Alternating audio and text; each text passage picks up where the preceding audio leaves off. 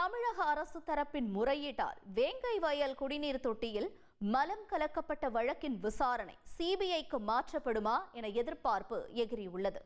கடந்த 2022ஆம் ஆண்டு டிசம்பர் 26 புதுக்கோட்டை மாவட்டம் வேங்கை வயல் கிராமத்தில் குடிநீர் தொட்டியில் மனித கழிவு கலக்கப்பட்டதாக புகார் எழுந்தது.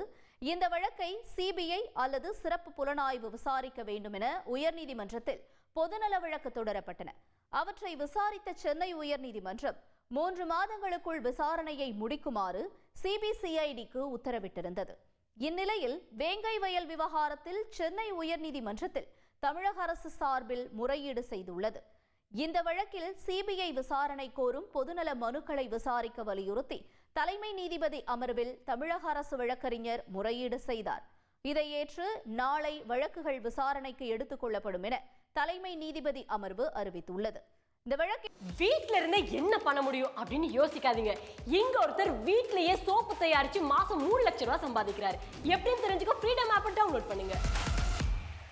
குற்றவாளிகளை கண்டுபிடித்து சிபிசிஐடி போலீசார் குற்றப்பத்திரிகை தாக்கல் செய்வார்களா அல்லது வழக்கு சிபிஐ வசம் ஒப்படைக்கப்படுமா என தமிழகம் முழுவதும் எதிர்பார்ப்பு எகிரியுள்ளது. எனினும் சிபிஐ விசாரணைக்கு அனுமதிக்க மாட்டோம் என ஏற்கனவே தமிழக அரசு தரப்பு கூறியிருந்ததால் வேங்கை வயல் விவகாரத்தில் என்ன நடக்கும் என்பதை பொறுத்திருந்து பார்ப்போம்.